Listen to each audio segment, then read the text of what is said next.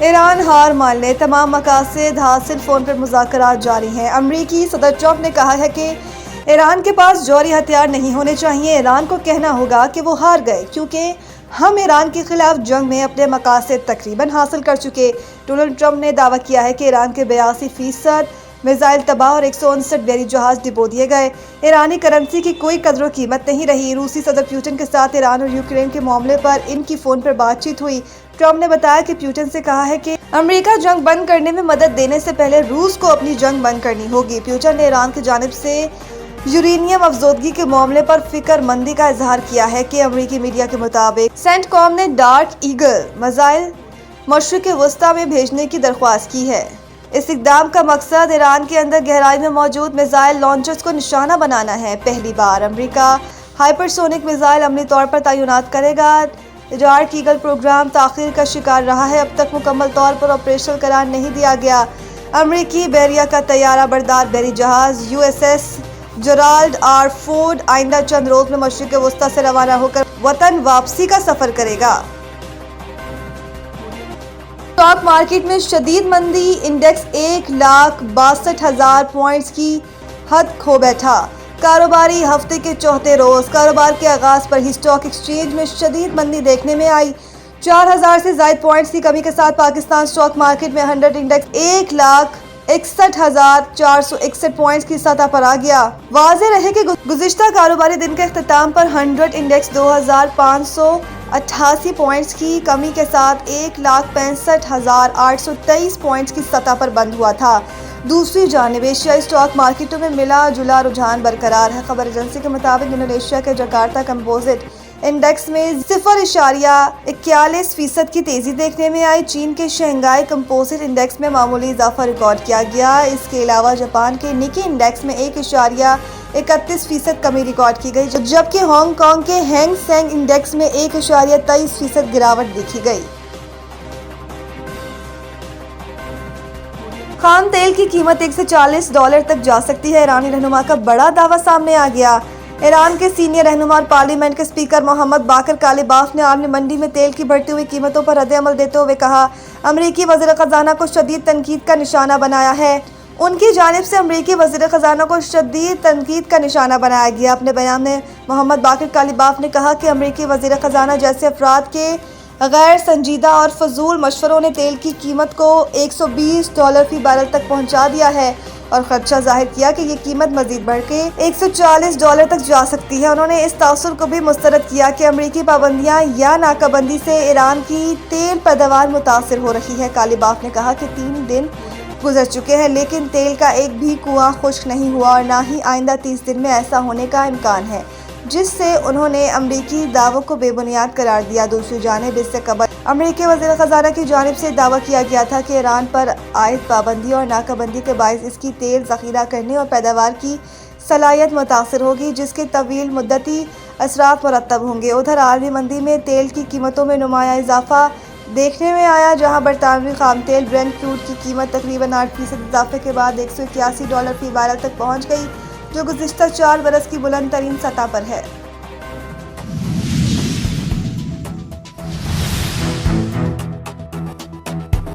गरीब रिक्शा ड्राइवरों से भत्ता लेने और तशद्दुद करने पर थाना साइटी ने पुलिस नोटिस ले लिया। ज़रा कॉलोनी के इलाके में पुलिस एहलकार तैनात। अहम पुलिस की मौजूदगी में रिक्शा ड्राइवरों ने सुख का सांस लिया, जो कि आरसी साबित हुआ। पुलिस की ड्यूटी ऑफ होते ही मुबैना मुनशियात फरोश भत्ता खौर लियाकत माजिद ज़ादा उर्फ बाबू और दीगर साथियों ने गरीब रिक्शा ड्राइवर आफ्ताब आलिम पर हमला कर दिया। अगवा करने की कोशिश की, ताहम 15 पुलिस ने कार्रवाई की, लेकिन अगवाकार मौके से फरार हो गई। गुज़िश्ता रोज मुबैना मुनशियात फरोशों के गिरोह के सरगना लियाकत और माजिद ने अपने दीगर साथियों ने भत्ता न अदा करने पर आफ्ताब आलिम समेत मुतअद्दिद गरीब रिक्शा ड्राइवरों को ज़दोकोब किया। उनके रिक्शों के शीशे तोड़ दिए, जिस पर गरीब रिक्शा ड्राइवर आफ्ताब आलिम ने मज़कूरा थाने में शिकायत दर्ज करवाई, जिस पर थाना साइटी ने नोटिस लिया। ज़या मोड़ पर 2 पुलिस एहलकार तैनात किए, लेकिन पुलिस के जाते ही शरपसंदों ने दोबारा अपनी कार्रवाई की। ताहम पुलिस की बरवक्त कार्रवाई पर लियाकत माजिद और उसके साथी फरार हो गए। मज़ीद तफसीलात जानते हैं हमारे नुमाइंदे डॉक्टर अमजद बुखारी से। जी अमजद, क्या तफसीलात हैं आपके पास, आगाह कीजिएगा। जी हाँ, इस वक्त हम मौजूद है जैक कॉलोनी के जाम मोड़ के ऊपर। जो कल कंप्लेनर आफ्ताब अफरीदी ने जो कंप्लेन किया था और हिलाल अकबर ने जो कंप्लेन किया था, उस कंप्लेन के ऊपर थाना SHO ए का जो है साइड ए का जो SHO है, इन्होंने आज जो नफरी तानियात की थी जाम मोड़ के ऊपर। उस नफरी ने फिर मुद्दई को आफ्ताब आलम को बुलवाया और कहा, उनको यकीन दहानी की कि हमने SHO ने भेजा है, अदरवाइज आपको कोई भी परेशानी या तकलीफ हो तो आप हमें कॉल कर देना।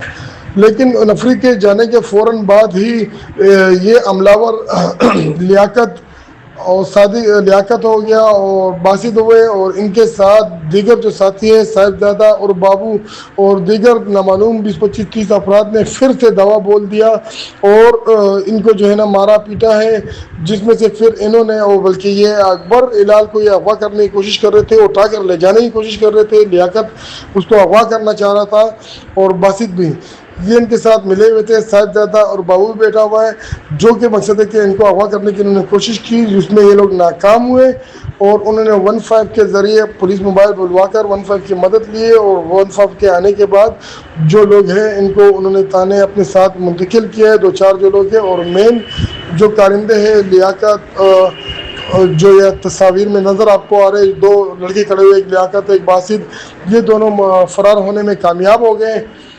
और इन्होंने जाते जाते ये भी कहा कि ये थाने का एडमोरर और यहाँ के डिप्टी ऑफिसर सब हमारे दोस्त हैं, हमारे साथ मिले हुए हैं, कोई हमारा कुछ नहीं बिगाड़ सकता।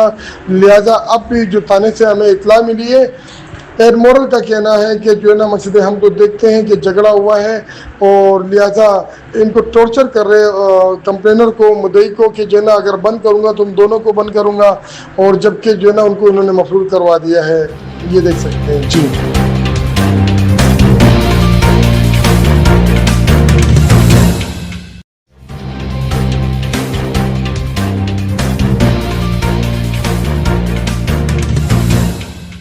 सिंध हाईकोर्ट ने मलेरकोट आप टाउन के कदीमी गोठ नूर मोहम्मद शहानी की जमीन नाला मुतासरीन को देने की खिलाफ दायर दरख्वास्त पर हुक्म इम्तना जारी कर दिया।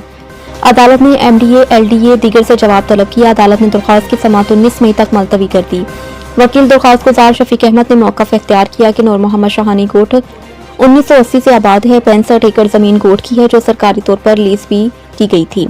बगैर किसी नोटिस के गोठ की जमीन पर हैवी मशीनरी पहुंच गई। वहां गोठ की जमीन पर नाला मुतासरीन का बोर्ड भी लगा दिया गया। गोठ में बिजली, स्कूल, अस्पताल सब हुकूमत ने खुद दिए हैं। दूसरी जानिब इंसदाद दहशतगर्दी अदालत ने तहरीक इंसाफ के रहनुमाओं के खिलाफ कोरंगी सनती एरिया में हंगामे आराई के मुकदमे में आलमगीर खान, दवा खान और मराज शाह की जमानत मंजूर की। अदालत ने मुल्ज़िमान को फीकस 50,000 के मचलके जमा करवाने का हुक्म दिया।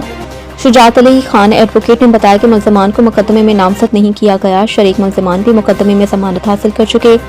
अदालत ने कहा कि मुकदमे में इंसदाद दहशतगर्दी दफात के लिए इजाफे के बाद शरीक मुल्ज़िमान को भी दोबारा जमानत लेना होगी।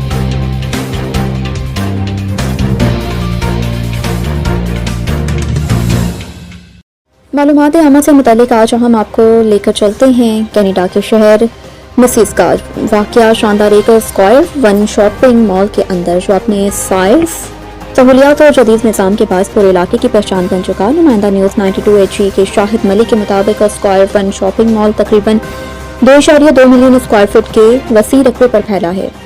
ये अंटारियो के सबसे बड़े शॉपिंग मॉल्स में शुमार होता है। रोजाना हजारों अफराद यहाँ खरीदारी और तफरीह के लिए आते हैं। माल का डिज़ाइन इस कदर कुशादा और जदीद है कि यहाँ दाखिल होते ही एक अलग ही दुनिया का एहसास होता है। इस मॉल की एक खास बात यह है कि वसी पार्किंग, यहाँ हजारों गाड़ियों के लिए जगह मौजूद है, जिसकी वजह से खरीदारों को पार्किंग ढूंढने में ज्यादा मुश्किल पेश नहीं आती। चाहे वीकेंड हो या आम दिन, ज्यादातर लोगों को आसानी से पार्किंग मिल जाती है। स्क्वायर वन के अंदर 10 से ज्यादा दाखिली खारिजी दरवाजे मौजूद हैं, जिसकी वजह से लोग अपनी सहूलत के मुताबिक किसी भी गेट से दाखिल या खारिज हो सकते हैं। मॉल का रकबा बहुत बड़ा होने की वजह से यहाँ लोग जगह जगह LED स्क्रीनें और डिजिटल डायरेक्टरियाँ लगाई गई हैं। अगर कोई शख्स रास्ता भूल जाए या किसी खास स्टोर, रेस्टोरेंट या गेट तक जाना चाहे तो वो उन स्क्रीनों पर सर्च करके आसानी से अपनी मंजिल तक पहुँच सकता है। खरीदारी के शौकीन अफराद के लिए यहाँ सैकड़ों मारूफ ब्रांड्स के स्टोर्स मौजूद हैं। Fashion, electronics, jewellery, sports items और घरेलू सामान सब कुछ एक ही छत के नीचे दस्तयाब है। इसी वजह से स्क्वायर वन न सिर्फ मिसिस्का बल्कि करीबी शहरों के लोगों के लिए भी एक बड़ी कशिश का मरकज़ है। ये शॉपिंग मॉल सिर्फ एक खरीदारी की जगह नहीं बल्कि एक मुकम्मल तफरीही और समाजी मरकज़ है, जहाँ लोग दोस्तों और ख़ानदानों के साथ वक्त गुजारने आते हैं। यहाँ होने वाली तकरीबात, सेल इवेंट्स और मौसमी सरगर्मियां इस मॉल को हमेशा जिंदा और मसरूफ रखती हैं। अफ्कारवान आज मसीसगाह शहर की एक अहम शनाख्त बन चुका। इसका वसी रकबा, जदीद सहूलियात, आसान रहनुमाई का निज़ाम और तफरीही मौक़े से एक मुकम्मल और मुनफरिद शॉपिंग डेस्टिनेशन बनाते हैं।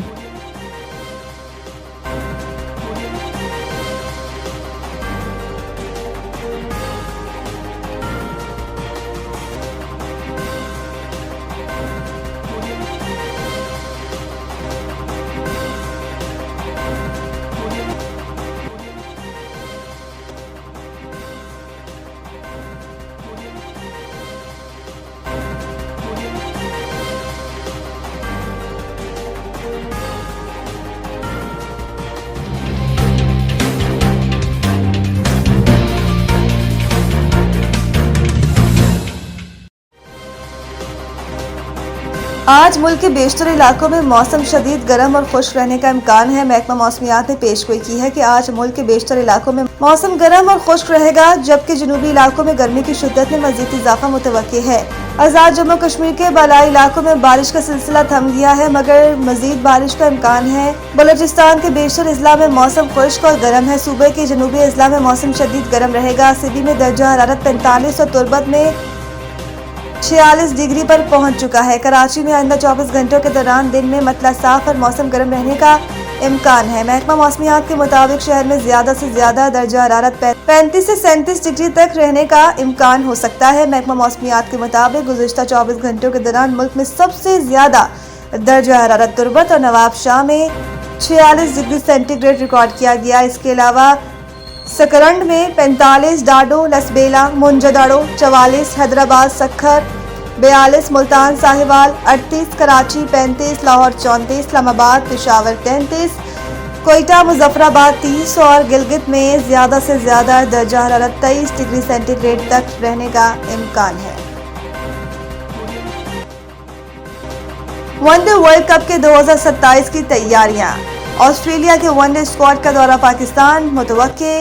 वनडे वर्ल्ड कप 2027 की तैयारियों के लिए ऑस्ट्रेलिया के वनडे स्क्वाड का दौरा पाकिस्तान मुतवक्के। ज़राए के मुताबिक पाकिस्तान और ऑस्ट्रेलिया के दरमियान वनडे सीरीज के तमाम मैचेस लाहौर में होने का इम्कान है। ऑस्ट्रेलिया का वनडे स्क्वाड दौरा पाकिस्तान में 3 मैचेस खेलेगा, जबकि वनडे 31 मई, 2 और 4 जून को होने का इम्कान है। ज़राए के मुताबिक पाकिस्तान क्रिकेट बोर्ड सीरीज के शेड्यूल का जल्द बाज़ाब्ता ऐलान करेगा। अलावा ऑस्ट्रेलिया क्रिकेट टीम पाकिस्तान से बांग्लादेश के दौरे पर रवाना होगी।